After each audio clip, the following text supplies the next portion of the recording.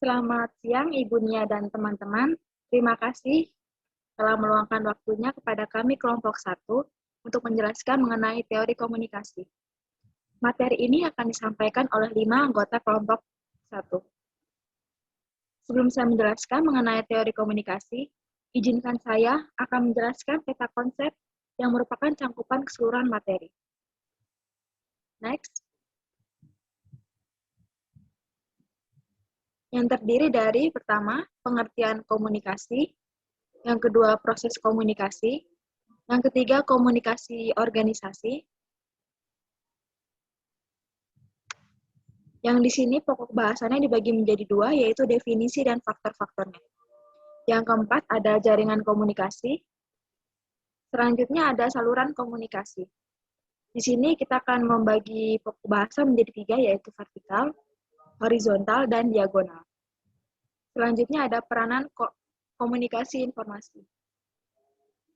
Lalu dilanjutkan dengan hambatan terhadap komunikasi, di mana ada 2 pokok bahasan, yaitu organisasional dan antar pribadi. Selanjutnya ada peningkatan efektivitas komunikasi,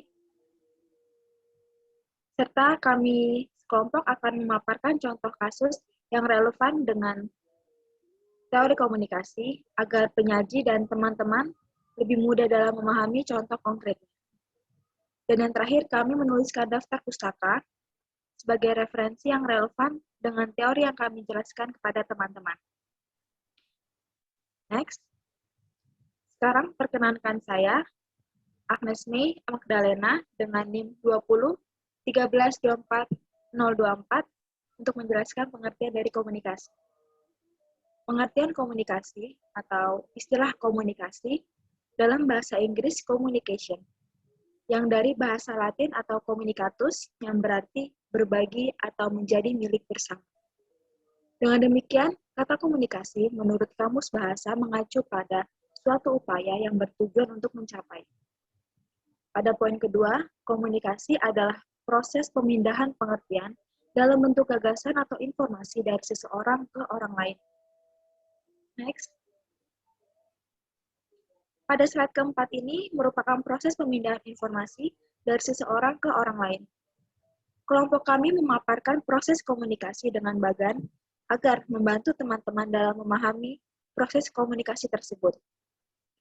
Saya akan menjelaskan bagan yang kita lihat bersama ini. Kita tahu untuk melakukan komunikasi dibutuhkan sebuah media atau saluran. Tergantung bagaimana kita ingin melakukan proses komunikasi tersebut. Jika kita ingin komunikasi dengan secara langsung, maka medianya yaitu udara untuk menghantarkan komunikasi dari satu yang lainnya. Atau mungkin kita ingin melakukan komunikasi jarak jauh, itu bisa dengan handphone, bisa dengan laptop, atau mungkin alat komunikasi lainnya. Dalam melakukannya, kan setelah kita membutuhkan media tersebut akan mengantarkan kode atau pesan dari pengirim pesan.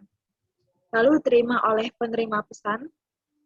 Setelah itu diolah dan dilakukan sebuah balikan. Balikan yang di sini yang dimaksud adalah feedback. Feedback dari penerima pesan yang akan dikirimkan kepada pengirim pesan. Lalu pengirim pesan mengirimkan simbol atau isyarat bahwa pesan dari penerimanya sudah diterima dengan baik. Melalui apa sih? Kembali lagi, melalui media atau saluran. Jadi kita dapat melihat bagan ini hanya berputar atau circle-nya hanya di situ-situ saja.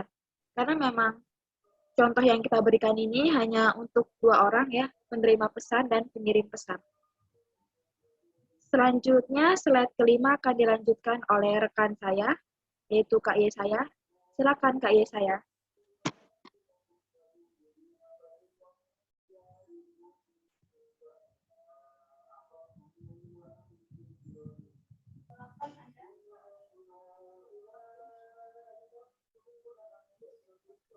Baik, terima kasih atas waktu yang diberikan kepada saya. Saya akan melanjutkan hasil diskusi kami. Sebelum saya menjelaskan hasil diskusi kami, izinkan saya perkenalkan diri. Nama, nama saya Yesaya Undagi, NIM 1913240023. Pada kesempatan ini, saya akan menjelaskan model komunikasi antara pribadi. Model komunikasi antara pribadi ini mencakup dalam 3 aspek, yaitu pengiriman, berita, dan penerima. 3 unsur sensitif komunikasi bila salah satu unsur komunikasi tidak dapat berlangsung. Contohnya, seorang dapat mengirimkan salah satu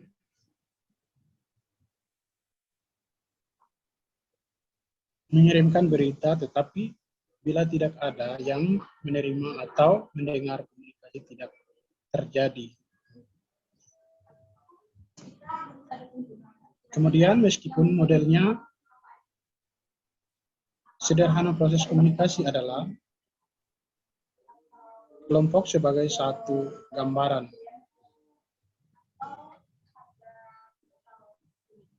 Suatu gambaran. Proses komunikasi adalah telepon di mana pengiriman menyampaikan suatu berita, tetapi pengiriman mungkin mendengar atau penerima berita bukan yang dimaksud pengiriman. Kemudian slide berikutnya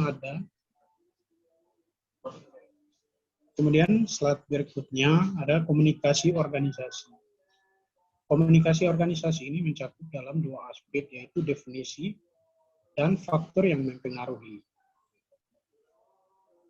Yang pertama, definisi. Komunikasi organisasi adalah pengiriman dan penerima sebagai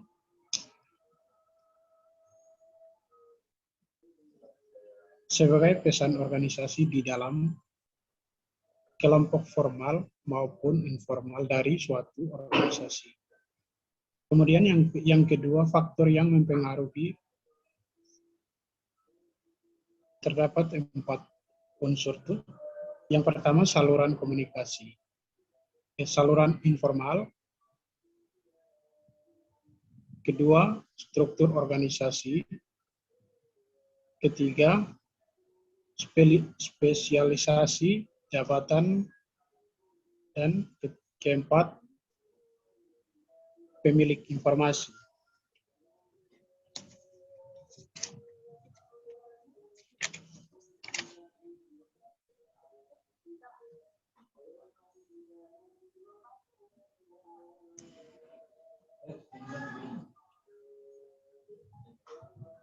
Kemudian yang berikutnya ada jaringan komunikasi. Jaringan komunikasi ini terdapat 5 unsur. Yang pertama lingkaran. Kemudian yang kedua roda, dan yang ketiga rantai. Yang keempat berkarakter Y, dan yang kelima bintang. Yang pertama, lingkaran. Pada pola ini, pengiriman atau pimpinan dapat berkomunikasi dengan anggota kelompok yang lain yang berada dekat dengannya. Tidak ada anggota kelompok lain yang tidak dapat menerima pesan secara langsung, dan mereka menerima pesan dari anggota kelompok yang lainnya, membagi pesan dari pengiriman. Kemudian dalam pola ini, pesan dari pengiriman berjalan ke seluruh anggota kelompok dan membuat waktu yang lama untuk sampai kembali kepada pengiriman. Setiap orang hanya dapat berkomunikasi.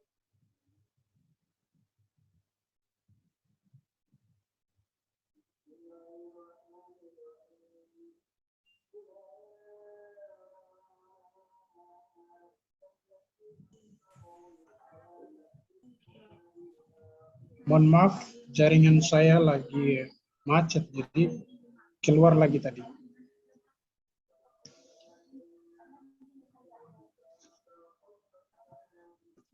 Apakah suara saya masih terdengar?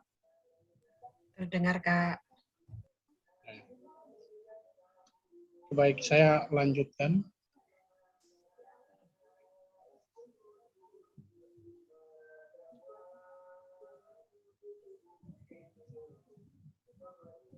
Pada slide yang ke-7, jaringan komunikasi organisasi terdapat 5 karakter, yaitu lingkaran, roda, berkarakter Y, rantai, dan semua saluran. Yang pertama, lingkaran. Pada pola ini, pengiriman atau pimpinan dapat berkomunikasi dengan anggota kelompok yang lain yang berada dekat dengannya. Tidak ada anggota kelompok lain yang tidak dapat menerima pesan secara langsung dan mereka menerima pesan dari anggota kelompok lain yang membagikan pesan dari pengirim. Kemudian, dalam pola ini, pesan dari pengiriman berjalan ke seluruh anggota kelompok dan membuat waktu yang lama untuk sampai kembali kepada pengirim. Setiap orang hanya dapat berkomunikasi dengan 2 orang, yaitu disampaikan kiri dan kanannya.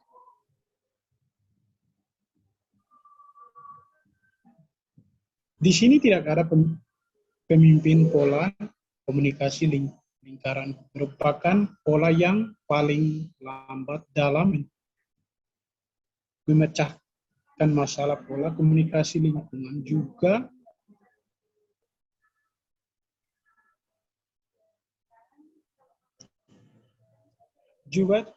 cenderung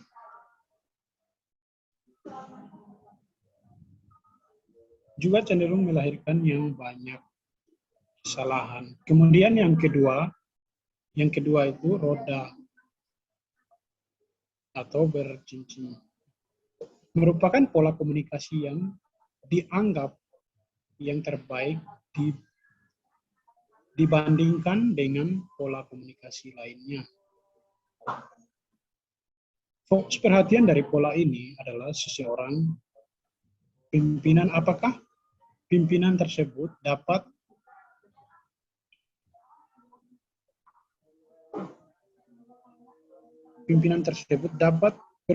berhubungan dengan semua anggota kelompok dan tidak ada masalah komunikasi waktu dan behavior dari anggota kelompok. Tetapi setiap anggota kelompok hanya dapat berhubungan dengan pimpinannya. Pola komunikasi ini menghasilkan produk kelompok yang tercepat dan berkontribusi. Kemudian yang ketiga, yaitu pola rantai.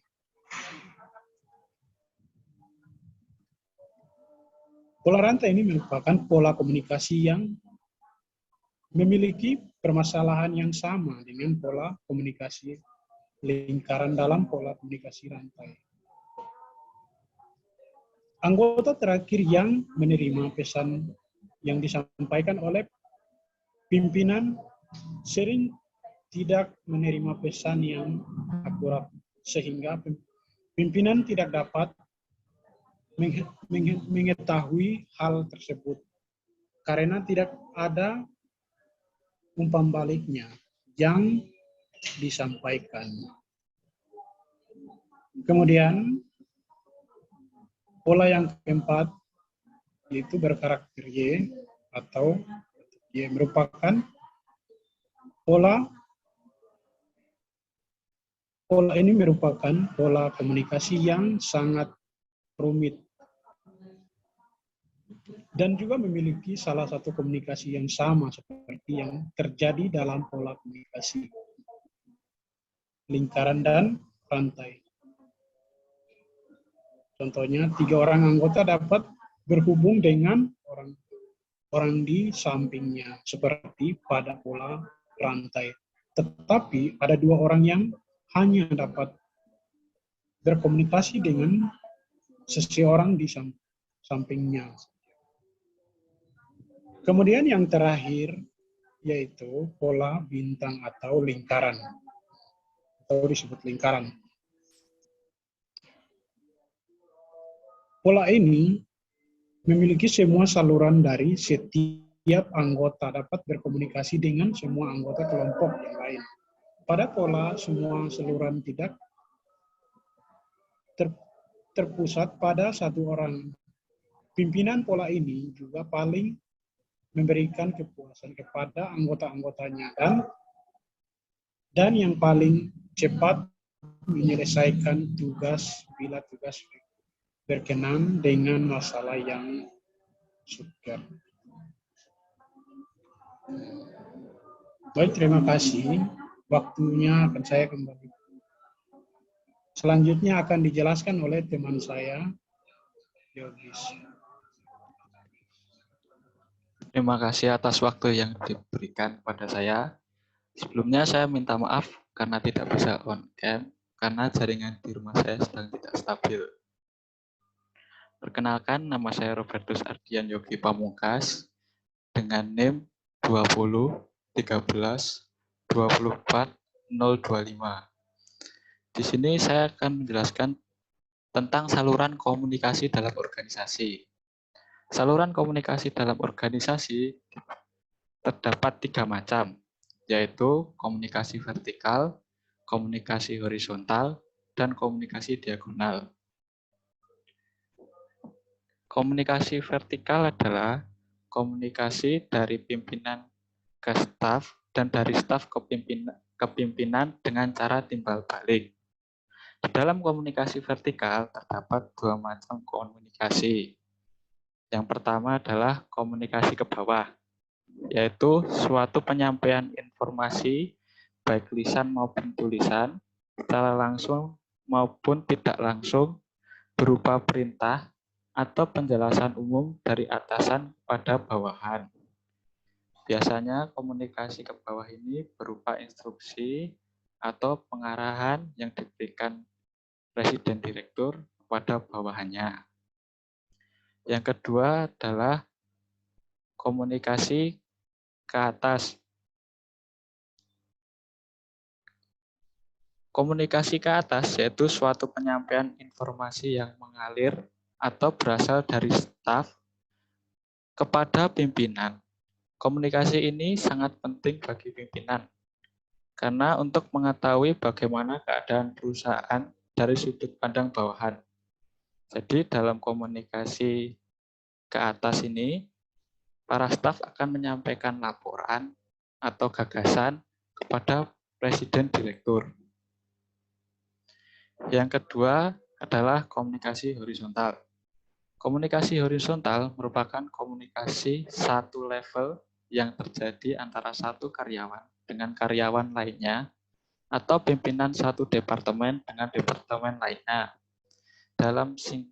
dalam satu tingkatan dan lain sebagainya. Nah, komunikasi horizontal ini terjadi antara anggota staf yang berlangsung secara tidak formal dan terjadi tidak dalam suasana kerja. Jadi komunikasi horizontal ini diperlukan untuk menghemat waktu dan memudahkan koordinasi antara staf. Dan yang terakhir adalah komunikasi diagonal. Komunikasi komunikasi yang memotong serta menyilang diagonal rantai perintah organisasi. Hal ini sering terjadi sebagai hasil hubungan departemen lini dan staf. Jadi komunikasi diagonal ini terjadi antara pimpinan kepala bagian dengan pegawai bagian lainnya. Jadi terjadi hubungan yang bersilang. Tuh. Selanjutnya, peran komunikasi informal. Komunikasi informal dapat menciptakan situasi kerja yang lebih nyaman dan menyenangkan, mendorong spontanitas tim, proses belajar, dan transformasi ilmu, serta kepakaran. Dalam jangka panjang, komunikasi informal ini dapat mendorong pembangunan kompetensi yang lebih efektif dan cepat. Bentuk komunikasi ini timbul dengan berbagai maksud yang meliputi: 1. Pemuasan kebutuhan manusiawi, seperti kebutuhan untuk berhubungan dengan orang lain. Kedua, perlawanan terhadap pengaruh yang monoton atau membosankan. Ketiga, pemenuhan keinginan untuk mempengaruhi perilaku orang lain. Dan yang terakhir, pelayanan sebagai sumber informasi hubungan pekerjaan yang tidak disediakan saluran-saluran komunikasi formal. Untuk materi selanjutnya, yaitu hambatan terhadap komunikasi efektif, akan dijelaskan oleh rekan saya, Natasha. Silahkan, Natasha. Baik, terima kasih Yogi. Sebelumnya, perkenalkan nama saya Natasha Ananda Kristalia dengan NIM 201324004. Di sini saya akan menjelaskan materi selanjutnya tentang hambatan-hambatan terhadap komunikasi efektif. Di sini dibagi menjadi dua, yaitu hambatan organisasional dan hambatan antar pribadi. Yang pertama saya akan menjelaskan tentang hambatan organisasional. Dibagi menjadi tiga. 1. Tingkatan hierarki. Bila suatu organisasi tumbuh, strukturnya berkembang akan menimbulkan berbagai masalah komunikasi. Karena berita harus melalui tingkatan atau jenjang tambahan yang memerlukan waktu yang lebih lama untuk mencapai tempat tujuan dan cenderung menjadi berkurang ketepatannya. 2. Wewenang manajerial. Tanpa wewenang untuk membuat keputusan, tidak mungkin manajer dapat mencapai tujuan dengan efektif. Tetapi di lain pihak, pada kenyataannya bahwa seseorang yang mengendalikan orang lain juga menimbulkan hambatan-hambatan terhadap komunikasi. 3. Spesialisasi. Meskipun spesialisasi adalah prinsip dasar organisasi, tetapi juga menciptakan masalah-masalah komunikasi, di mana hal ini cenderung memisahkan orang-orang, bahkan bila mereka bekerja saling berdekatan. Kedua, ada hambatan antar pribadi. Di sini juga dibagi menjadi tiga. 1. Persepsi selektif.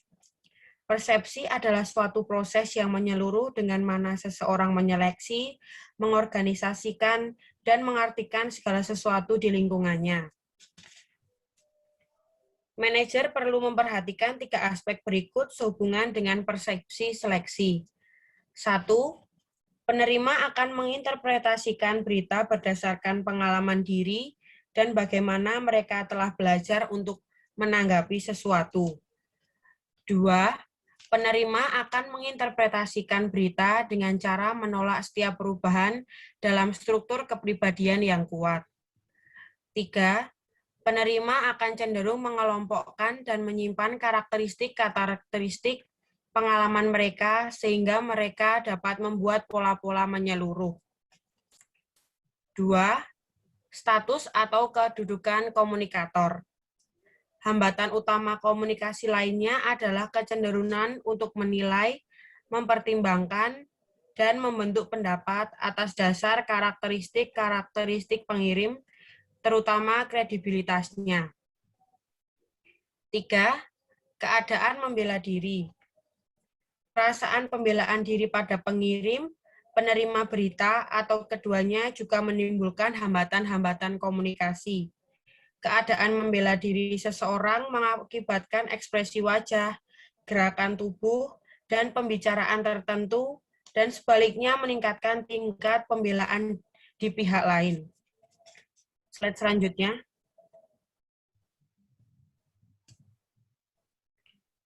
Selanjutnya ada peningkatan efektivitas komunikasi. Di sini dibagi menjadi 4. 1. Kesadaran akan kebutuhan komunikasi efektif. Karena berbagai hambatan organisasional dan antar pribadi, komunikasi efektif tidak dapat dibiarkan terjadi begitu saja. Manajer harus memainkan peran penting dalam proses komunikasi, di mana hanya dengan cara itu kemudian dapat diambil langkah-langkah untuk meningkatkan efektivitas komunikasi.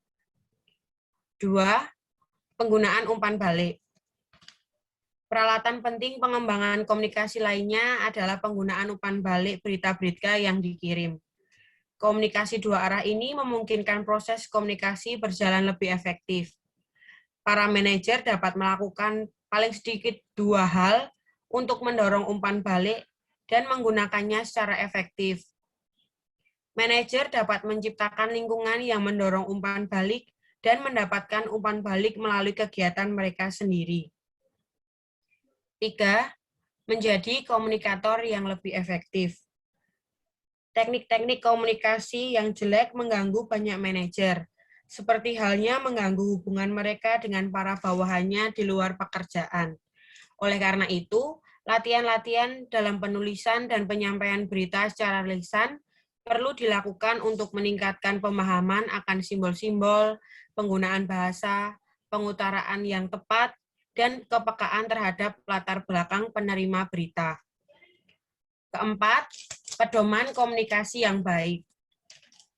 American Management Association atau AMA telah menyusun sejumlah prinsip-prinsip komunikasi yang disebut The 10 Commandments of Good Communication atau 10 pedoman komunikasi yang baik. Pedoman-pedoman ini disusun untuk meningkatkan efektivitas komunikasi organisasi. Slide selanjutnya. Berikut adalah pedoman komunikasi yang baik menurut American Management Association atau AMA. 1. Cari kejelasan gagasan-gagasan terlebih dahulu sebelum dikomunikasikan. 2. Teliti tujuan sebenarnya setiap komunikasi. 3. Pertimbangkan keadaan fisik dan manusia keseluruhan kapan saja komunikasi akan dilakukan. 4. Konsultasikan dengan pihak-pihak lain bila perlu dalam perencanaan komunikasi. 5. Perhatikan tekanan nada dan ekspresi lainnya sesuai isi dasar berita selama berkomunikasi. 6. Umpan balik. 7. Ikuti lebih lanjut komunikasi yang telah dilakukan. 8. Perhatikan konsistensi komunikasi. 9. Tindakan atau perbuatan harus mendorong komunikasi. 10. Jadilah pendengar yang baik. Berikut materi yang dapat saya sampaikan. Untuk materi berikutnya akan disampaikan oleh teman saya, Sisilia. Silahkan. Terima kasih, Natasha. Materi terakhir akan dijelaskan oleh saya sendiri, Sisilia Nini Sukmawati dengan NIM 2013124005. Untuk membantu teman-teman dalam memahami teori komunikasi, kelompok kami memberi contoh kasus yang relevan, yang bersumber dari internet, yaitu masalah Freeport belum berakhir, ribuan karyawannya masih mogok. Isinya tentang, jika para manajemen Freeport masih kokoh pada pendiriannya, maka karyawan Freeport akan melanjutkan pemogokannya sampai tanggal 15 Oktober, sesuai dengan surat pemberitahuan mereka kepada aparat keamanan di Timika, Papua, sebagaimana dikatakan oleh juri Paroragan. Mereka melancarkan pemogokan untuk menuntut kenaikan gaji, yang kini mereka terima terendah di dunia dari Freeport Indonesia, sebagai perusahaan pertambangan terbesar di dunia. Sekarang ribuan karyawan Freeport tersebut hanya menerima gaji antara 2,1 US dollar sampai 3,5 US dollar per jamnya. Suatu upah yang sangat rendah di dunia jika dibandingkan dengan karyawan Freeport lainnya. Meskipun perusahaan milik kapitalis Paman Sam yang di Papua itu merupakan terbesar di dunia. Oleh karena itu, ribuan karyawan yang memang mayoritasnya warga Papua itu menaikkan gaji dari yang biasanya ada terima sekarang, ini berkisar antara 2,1 US dollar dan 3,5 dolar itu menjadi US dollar per jamnya.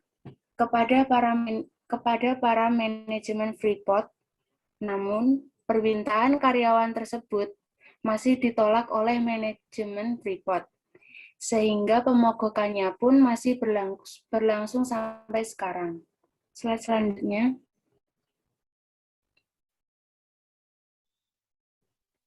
Kebijakan manajemen Freeport terkesan rasis dan sewenang-wenang memecat karyawan yang memprotes kebijakan perusahaan Freeport yang tiap harinya memproduksi sekitar 25.300 ton tembaga dan sekitar 218.500 ton perak dan emas.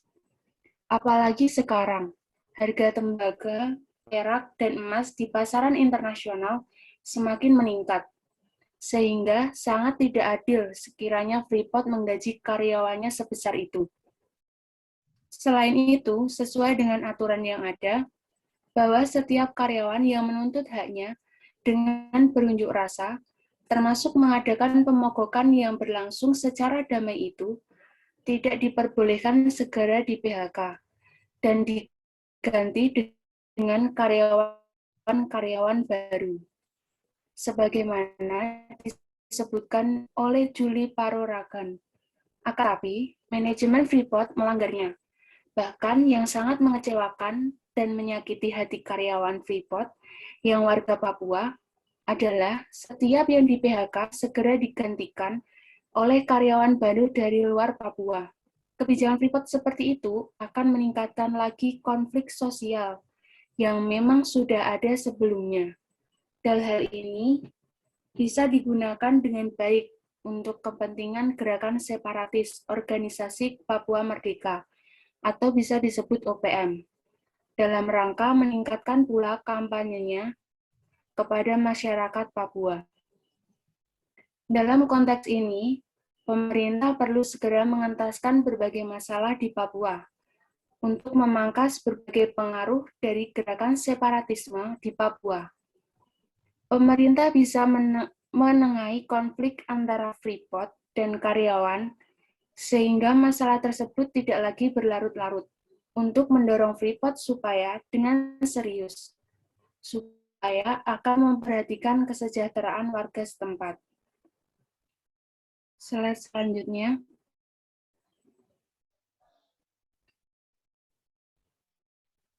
Kami pun memaparkan beberapa analisis berdasarkan teori para ahli, seperti analisis pertama, menurut Onong U. Effendi. Menurut kelompok kami, kasus tersebut bila disangkut pautkan dalam pengelompokan komunikasi, menurut Onong U. Effendi, termasuk dalam komunikasi vertikal. Mengapa demikian? Karena terjadi komunikasi yang berlawanan atau timbal balik antara manajemen dan karyawannya. Telah dibuktikan bahwa di dalam kasus tersebut terjadi penuntutan tentang kenaikan gaji dan pemogokan karyawan secara besar-besaran. Analisis kedua menurut Suesanto. Menurut kelompok kami, jika dihubungkan dengan dalam kasus ini, justru komunikasi tidak dapat menciptakan keharmonisan. Mengapa demikian? Karena antara manajemen dan karyawannya itu terjadi masalah. Dibuktikan bahwa di kasus tersebut terjadi penuntutan kenaikan gaji dan jika manajemen Freeport masih kokoh dengan pendiriannya, maka karyawan Freeport akan melakukan pemogokan karena manajemen Freeport belum memenuhi permintaan dari karyawannya. Analisis ketiga menurut G.R. Terry. Menurut kelompok kami, jika dihubungkan dengan kasus di atas, termasuk dalam komunikasi nonformal. Mengapa demikian? Karena kejadian itu dilakukan secara spontan. Slide selanjutnya.